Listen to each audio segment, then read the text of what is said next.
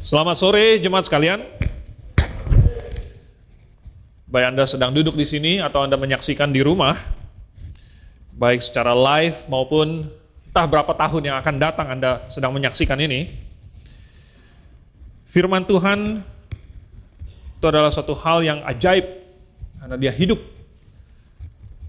Kadang-kadang tanpa kita sadari, dia sudah membuat perbedaan. Bagi orang yang merenungkannya, hidupnya bisa diubah. Jangan berpikir bahwa kita hari ini hanya suatu kebiasaan atau suatu rutinitas. Tidak. Karena yang kita renungkan bukan sembarang firman. Oke, mari kita buka Alkitab kita di dalam 2 Tawarik pasal yang ke-21. 2 Tawarik pasal 21. Nah, ini sebenarnya ada paralelnya di 2 Raja-Raja pasal yang ke-8, tapi saya pilih yang di 2 Tawarik karena sedikit lebih lengkap. Jadi, seandainya nanti Anda pulang, Anda mau membaca perikop paralelnya di 2 Raja-Raja pasal 8 ayat 16 sampai 24, Anda silahkan. Tapi sekarang kita akan membaca 2 Tawarik pasal 21. Boleh ayat 1 sampai 20. Jadi kita akan membacanya silih berganti, saya duluan ayat 1, kemudian jemaat sekalian ayat yang kedua, kita ganti-gantian satu ayat sampai ayat yang terakhirnya, ayat yang ke-20. Kalau sudah dapat saya akan mulai duluan. Kemudian Yosafat mendapat perhentian bersama-sama dengan nenek moyangnya, dan ia dikuburkan di samping nenek moyangnya di kota Daud. Maka Yoram anaknya menjadi raja menggantikan dia.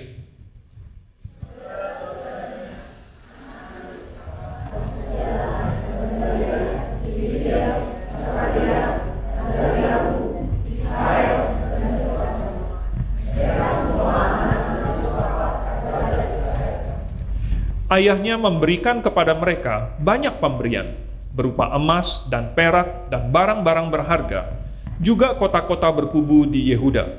Tetapi kedudukan raja diberikannya kepada Yoram karena dialah anak sulungnya.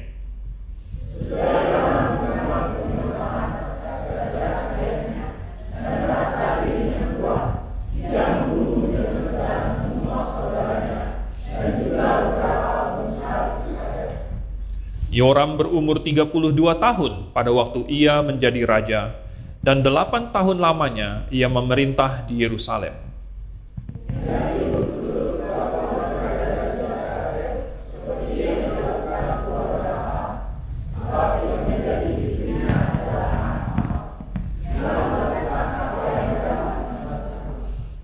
Namun demikian, Tuhan tidak mau memusnahkan keluarga Daud oleh karena perjanjian yang diikatnya dengan Daud, sesuai dengan yang dijanjikannya, bahwa ia hendak memberikan keturunan kepadanya dan kepada anak-anaknya untuk selama-lamanya.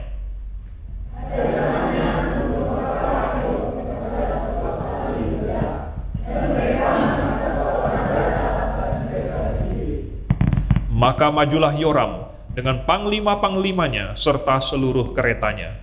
Pada waktu malam bangunlah ia, lalu bersama-sama dengan para panglima pasukan kereta, yang menerobos barisan orang Edom yang mengepung dia.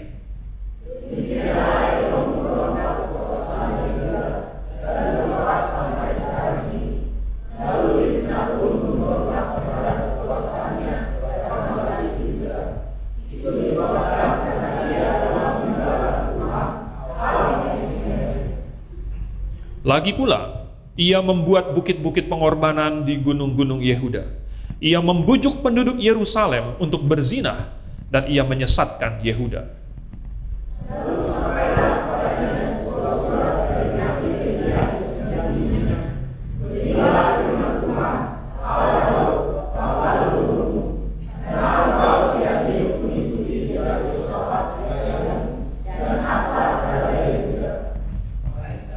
Melainkan hidup menurut kelakuan raja-raja Israel dan membujuk Yehuda dan penduduk-penduduk Yerusalem untuk berzina, sama seperti yang dilakukan keluarga Ahab dan juga karena engkau telah membunuh saudara-saudaramu, seluruh keluarga ayahmu yang lebih baik daripadamu,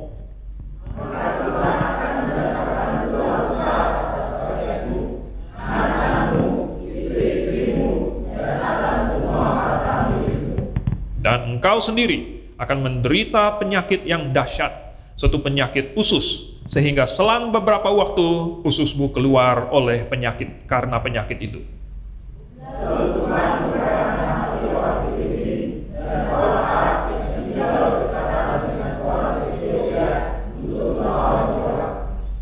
Maka mereka maju melawan Yehuda, memasukinya, dan mengangkut segala harta milik yang terdapat di dalam istana raja sebagai jarahan, juga anak-anak dan istri-istrinya, sehingga tidak ada seorang anak yang tinggal padanya, kecuali Yoahas, anaknya yang bungsu.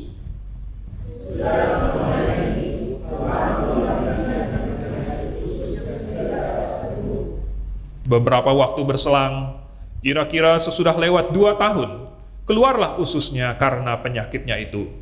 Lalu ia mati dengan penderitaan yang hebat. Rakyatnya tidak menyalakan api baginya, seperti yang diperbuat mereka bagi nenek moyangnya.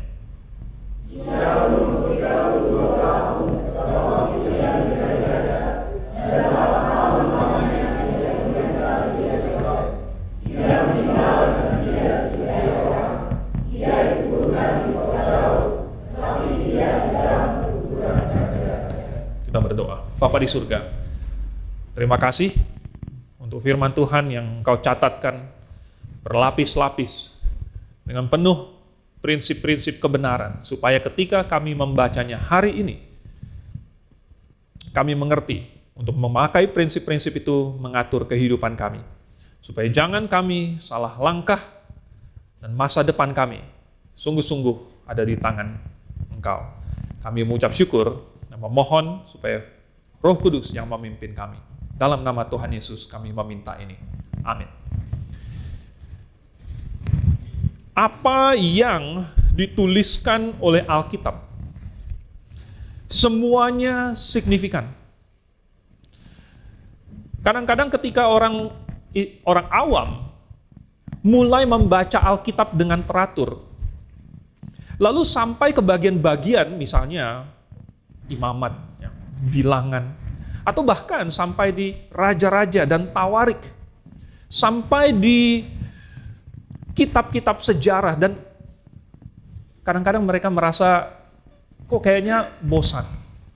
Padahal seluruh Alkitab ini dicatatkan dengan disisipkan pengajaran di dalamnya. Dan setiap peristiwa yang dicatat tidak ada yang sembarangan atau kebetulan saja ada tertulis. Artinya setiap hal yang dicatat tentang Raja Yoram ini ada pelajarannya. Kenapa dia mencatat tentang begini-begini? Nanti Anda boleh bandingkan di dalam raja-raja. Ada banyak catatan yang sama, tetapi kenapa yang Tawarik membuat penekanan khusus? Ada hal-hal yang diceritakan di Tawarik yang tidak diceritakan di dalam raja-raja. Mempelajari itu semua memberikan kita suatu pelajaran sehingga kita lihat yang besarnya, kita lihat kecilnya, ya, lalu kemudian kita bisa menarik kesimpulan. Hari ini kita melihat seorang raja dari kerajaan Yehuda, tetapi ternyata dia berlaku jahat. Dia berlaku jahat. Nah, ini berawal dari salah membuat keputusan. Salah membuat pilihan.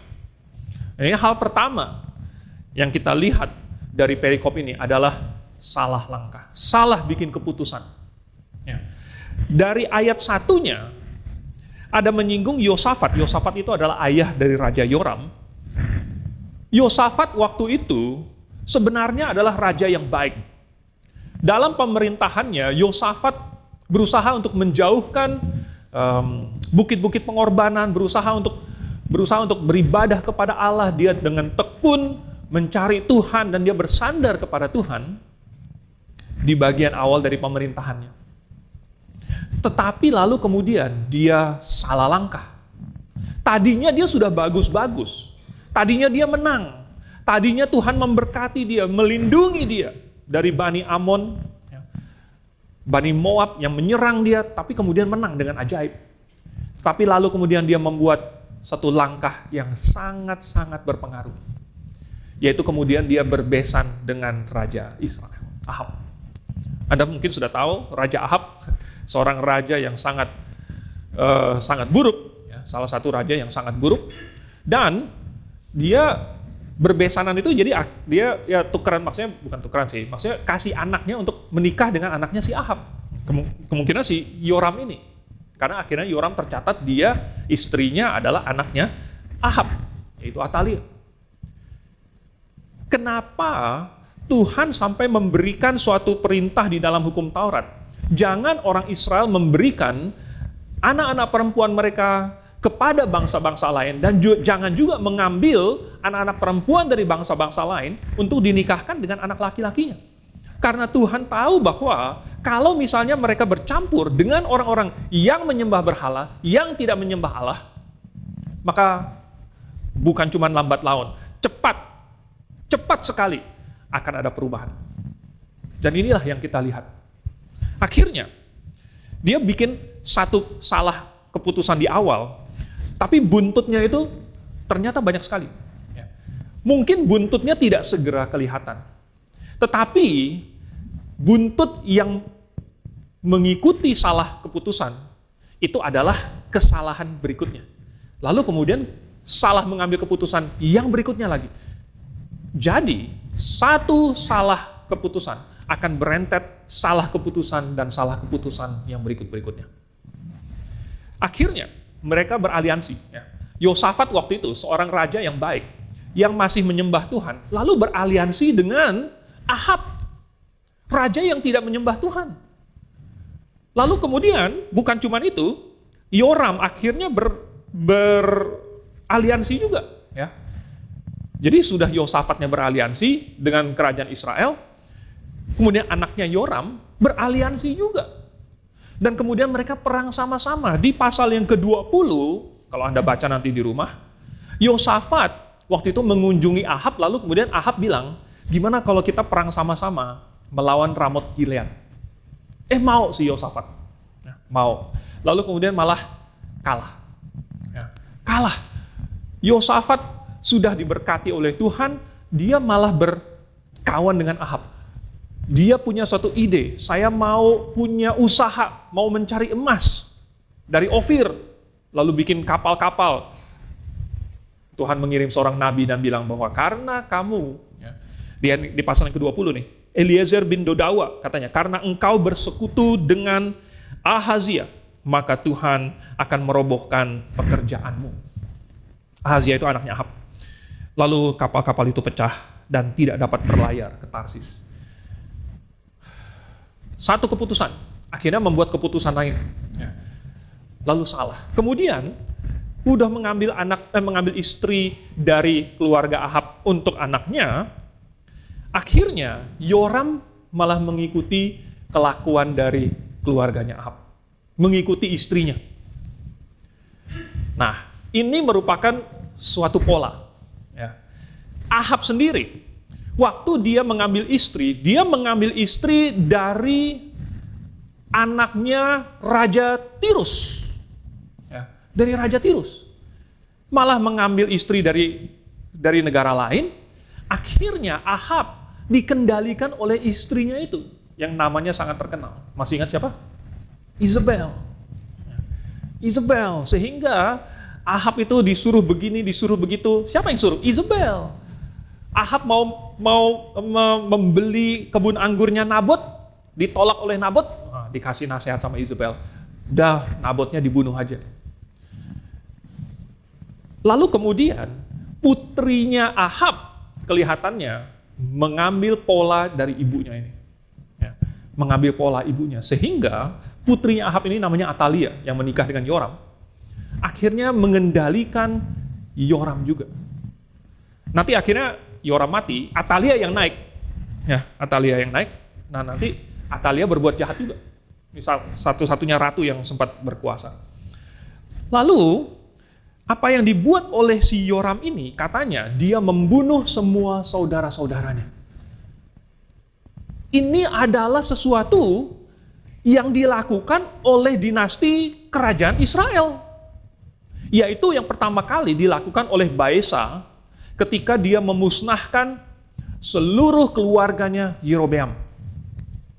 Dia memberontak nih, si Baesa memberontak. Lalu kemudian karena dia takut bahwa nanti ada keturunan Yerobeam yang kemudian balas dendam, ya, karena masih keturunan raja, maka Baesa menghapuskan, membasmi semua keturunan keluarga Yerobeam sesuai dengan nubuatan Nabi.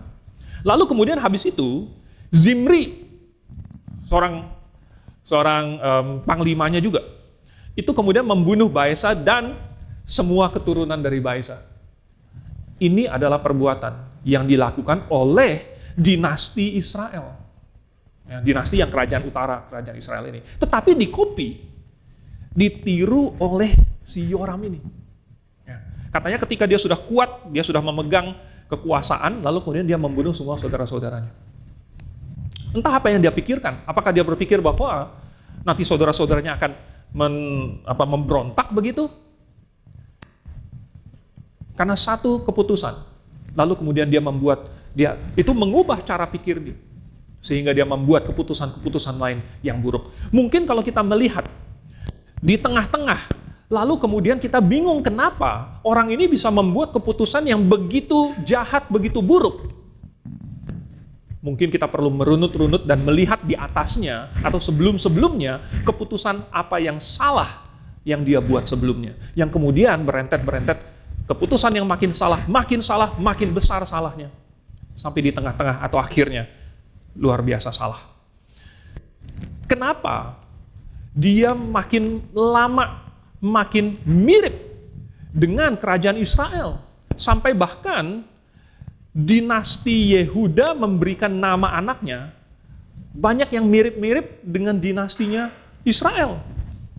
Buktinya Yoram, ya. Karena akhirnya habis Ahazia, ya, lalu kemudian Yehu, kemudian habis itu Yoram juga. Ya. Jadi ada Yoram, kemudian ada Yehoram. Lalu kemudian ada Yehoahaz, dan namanya juga Yoas. Mereka mulai menyama-nyamakan. Kenapa? Buat apa Yosafat, Yoram mau mendekatkan diri dengan kerajaan Israel? Mungkin karena mereka pikir kerajaan Israel lebih besar, ya kan? Yehuda cuma satu suku, sedangkan yang di utara itu 11 suku.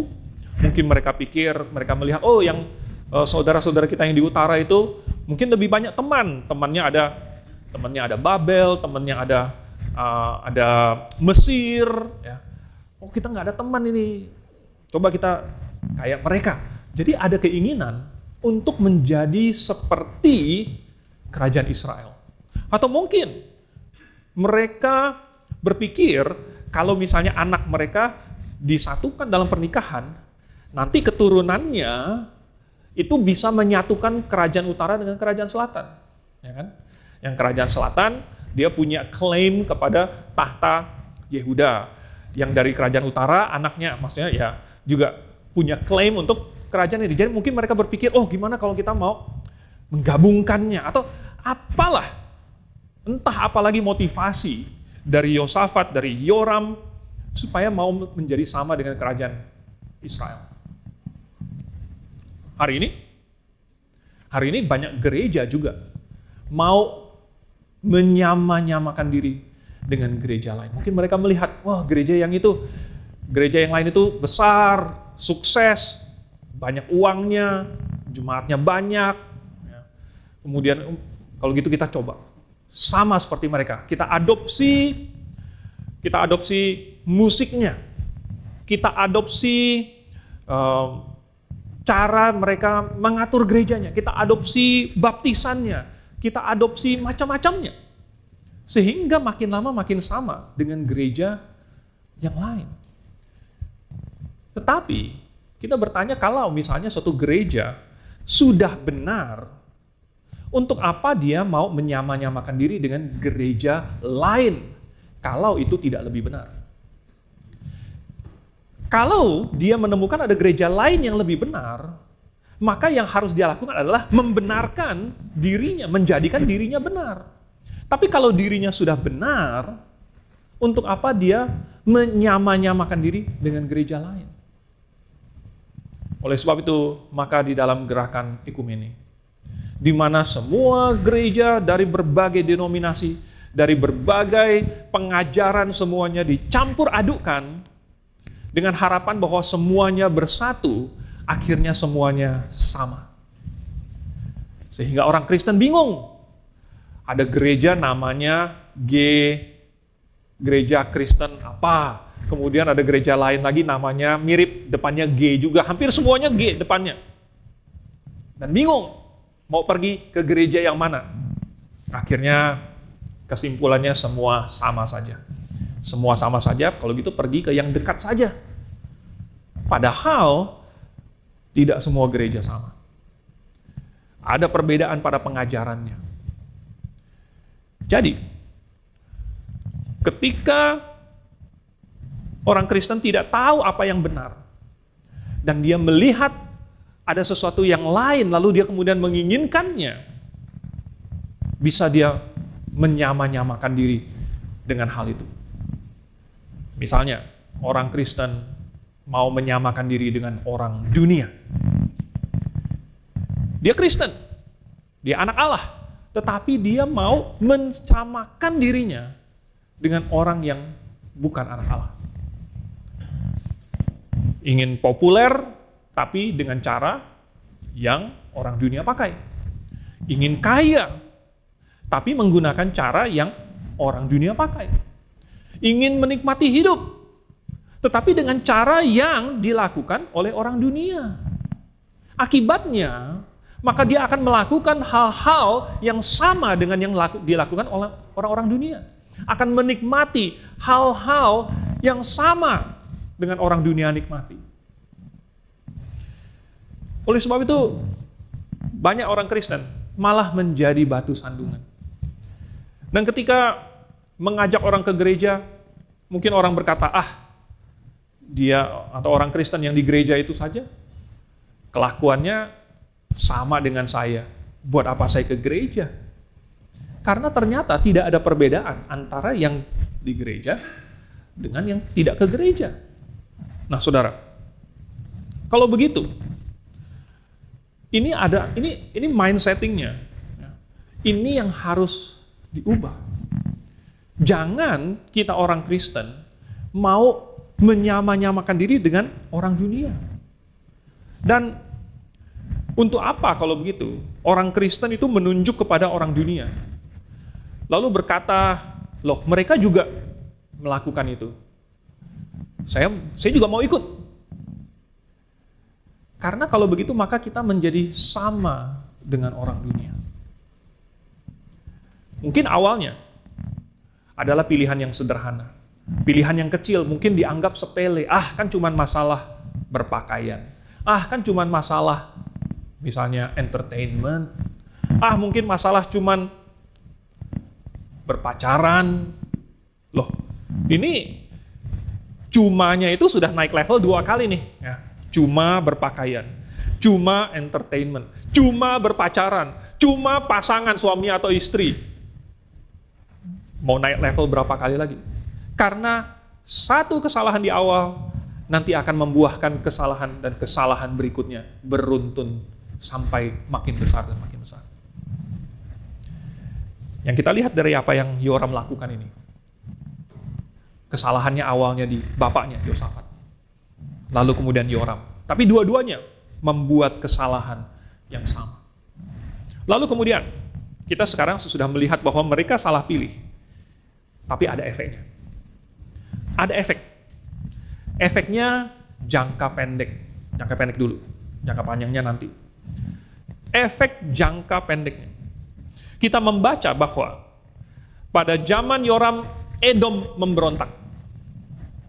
Edom. Secara historis, di zamannya Daud, Edom ditaklukkan. Ya, Edom coba-coba untuk menyerang, lalu kalah. Lalu kemudian tunduk. Ya. Di zamannya Rehabeam masih tunduk. Di zamannya Asa masih tunduk. Di zamannya Yosafat masih tunduk. Tapi di zamannya Yoram memberontak dan berhasil lepas. Bahkan si Yoram ini dia mau mencoba untuk mengalahkan Edom, membawa mereka kembali ke bawah kuasanya. Malah dikepung. Untung Tuhan masih membantu sehingga malam hari katanya dia bersama kepala pasukan panglima-panglima pasukan keretanya. Itu masih malam-malam itu langsung menerobos kepungan dan berhasil lolos. Gimana sih ya bisa sampai masuk ke dalam kepungan musuh? Ada satu kegagalan militer di sini. Bisa sampai dikepung oleh orang Edom. Tetapi ini karena apa? Ini kan suatu efek. Lalu kemudian Libna juga memberontak. Lalu kemudian orang Filistin digerakkan oleh Tuhan dan beraliansi dengan orang Arab yang katanya tinggal dekat Ethiopia. Mereka juga kemudian menyerang kerajaan Yehuda. Wah, dan kita baca bagaimana mereka mengalahkan Yerusalem, kemudian mengambil semua isi istananya, kemudian istri-istrinya, anak-anaknya, semua diangkut dan kemudian dijual ke Edom. Tinggal satu anak bungsu yang tinggal pada si Yoram ini, namanya Yoahas. Mungkin si Yoram ini berhasil lolos atau gimana, mungkin dia pengalaman waktu dikepung sama Edom, dia berhasil lolos, dikepung sama Filistin, sama orang Arab ini, lolos juga dia. Tetapi Edom memberontak, Libna memberontak, Filistin dan Arab mengalahkan dia, semuanya dia kena kalah. Wah, baru tadi siang kami keluarga ngobrol-ngobrol, lalu kemudian ada komentar tentang orang yang kaya sekali, misalnya pejabat atau apa, yang telah mendapatkan kekayaannya lewat cara-cara yang tidak jujur. Mungkin awalnya mereka tenang-tenang saja, selama mereka diam-diam saja. Tidak ada yang tahu. Tetapi lalu kemudian anaknya berulah. Ya. Lalu kemudian diviralkan. Wah, habis. Ya. Sekali diviralkan anaknya, yang diusut itu sampai ke bapaknya. Habis bapaknya jatuh, masuk penjara. Benarlah apa kata pemazmur di Mazmur pasal 73. Wah, si Asaf, ya, dia tadinya iri melihat orang fasik yang menggemukkan diri, yang katanya mereka berhasil, padahal mereka berbuat jahat. Tetapi sesungguhnya Tuhan, Engkau menaruh mereka di tempat-tempat yang licin, sehingga mereka mudah tergelincir, dan sekali mereka tergelincir, mereka langsung jatuh di atas batu dan hancur. Karena ketika mereka diviralkan satu aja oleh anaknya, bukan bapaknya, tetapi bapaknya, semua keluarganya dimiskinkan, hancur semuanya. Jadi Edom memberontak, Libna memberontak, ya, kalah lawan Filistin dan Aram, anak istrinya, isi istananya, semua diangkut. Yoahas telah menghancurkan kerajaan yang diwarisinya dari bapaknya. Semuanya udah hilang, nggak ada apa-apa lagi. Apa yang keberhasilan yang dibuat oleh Yosafat hilang dalam beberapa tahun saja. Ini adalah efek. Dan mungkin orang akan meragukannya dan bilang, itu kan belum tentu ada hubungannya. Belum tentu karena itu ya penyebabnya. Apa hubungannya pilih istri dengan Edom memberontak? Ya kan, nggak ada hubungannya. Mungkin mereka bilang begitu. Ya. Saya pilih istri dari mana? Nggak ada hubungannya dengan Edom memberontak, Libna memberontak, hampir ini mati segala macam. Istri dengan itu nggak ada hubungannya. Tetapi menurut Alkitab ada hubungannya. Justru Alkitab yang bilang karena dia telah meninggalkan Tuhan. Semua kegagalan dia disebabkan karena dia salah pilih dan malah memilih meninggalkan Tuhan. Ternyata ada hubungannya. Jadi kalau hari ini orang Kristen lagi menimbang-nimbang, ya, apa yang akan saya pilih? Apa yang akan saya kejar? Pertimbangkan bahwa pilihan-pilihan yang sifatnya rohani ternyata memiliki efek kepada hal-hal yang mungkin bukan rohani. Apa hubungannya datang kebaktian, rajin datang kebaktian dengan sukses? Apa hubungannya datang 2 kali pada hari Minggu, datang kebaktian pada Rabu malam? Apa hubungannya melayani di paduan suara, di orkestra, di sekolah minggu, jadi panitia, blok kelas, seminar, dan lain sebagainya? Apa hubungannya itu dengan misalnya masa depan, dengan karir, dengan anak-anak? Menurut Alkitab, ada hubungannya. Apa hubungannya saya setia mengembalikan persepuluhan? Apa hubungannya segala hal saya membaca Alkitab pagi hari, atau saya membaca Alkitab malam hari mungkin, terserah Anda mau pagi atau mau malam. Apa hubungannya itu dengan kehidupan saya? Menurut Alkitab ada hubungannya. Coba kita lihat di dalam Amsal. Amsal pasal yang ketiga. Amsal ini penuh sekali dengan nasihat-nasihat. Nasihatnya bersifat rohaniah. Tetapi dibungkus di dalam Amsal atau dibungkus dalam kata-kata, dibungkus dengan ilustrasi yang sehari-hari. Ya, ilustrasinya sehari-hari nih. Tetapi pesannya bersifat rohaniah. Amsal pasal yang ketiga. Ini saya bacakan dari ayat 1. Sebenarnya lumayan panjang, saya akan potong di ayat 10.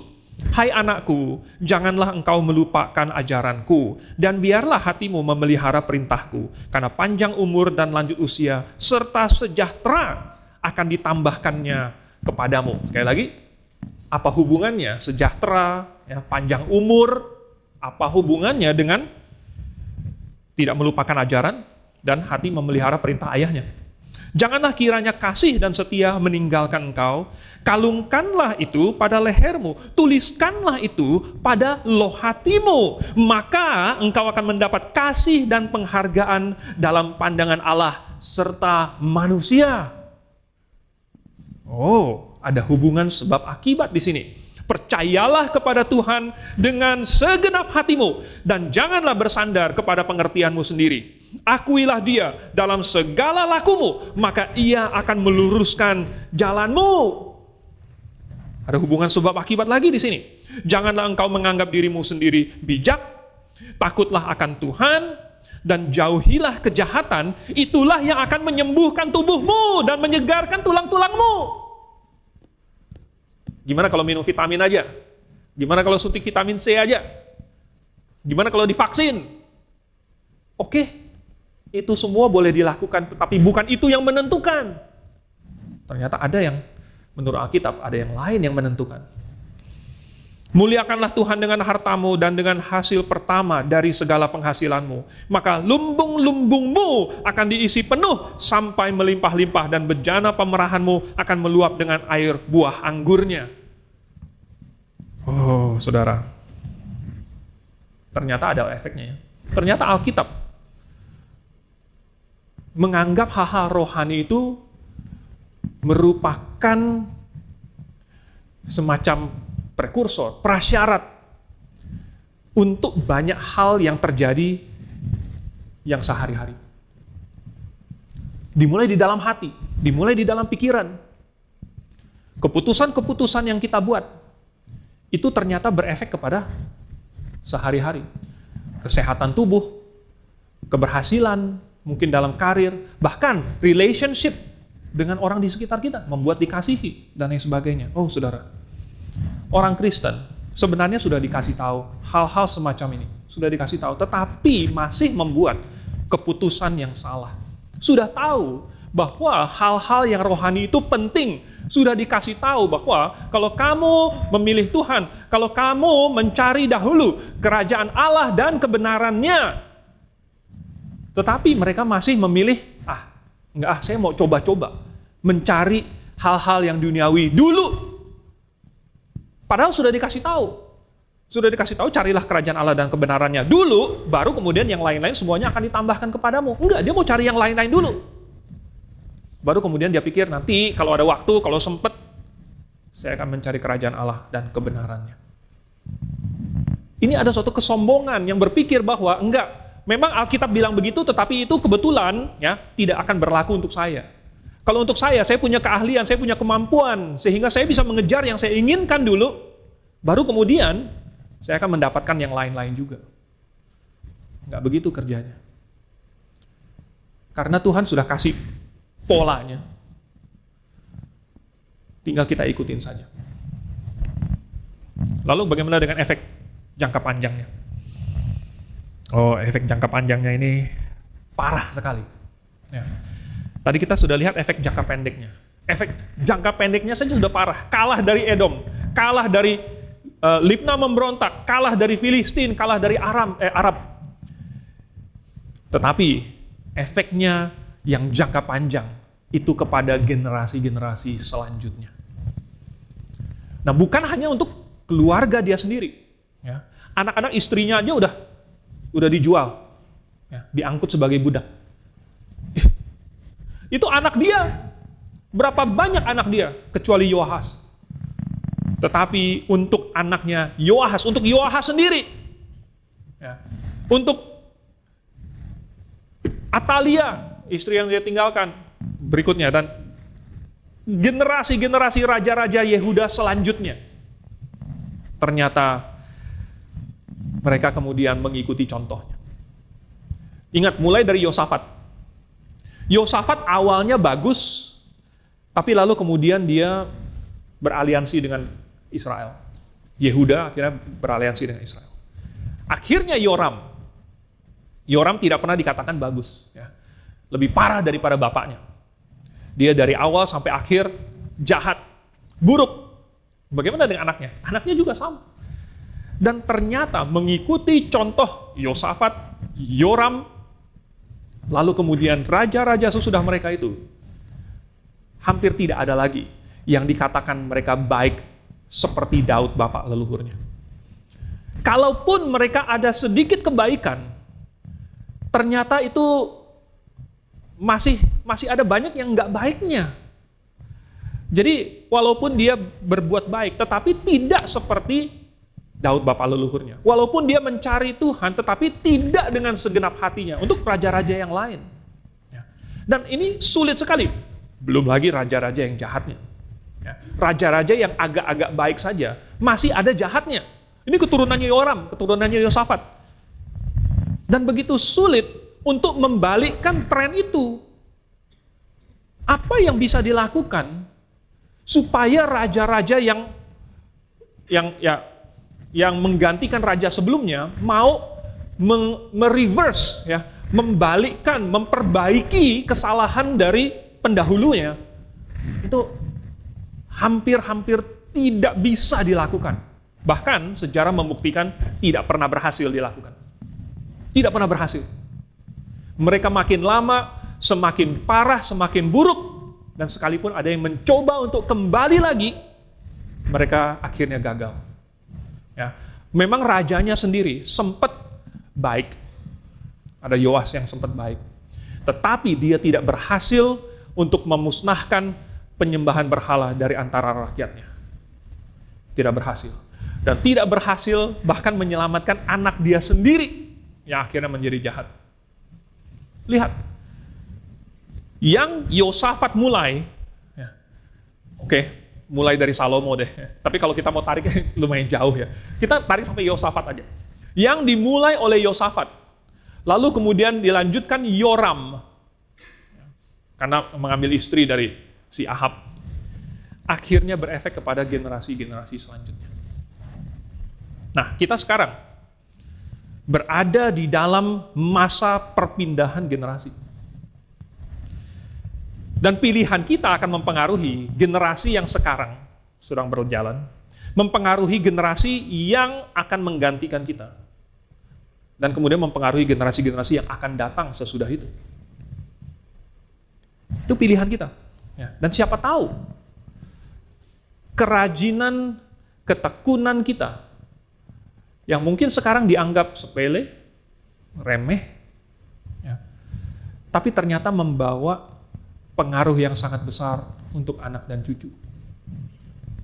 Karena apa yang kita lihat di dalam Alkitab, itu adalah suatu pola yang harusnya kita pakai untuk jadi suatu poster dan kita tunjuk. Tuh, nah kan, ya, ini kan, nih lihat.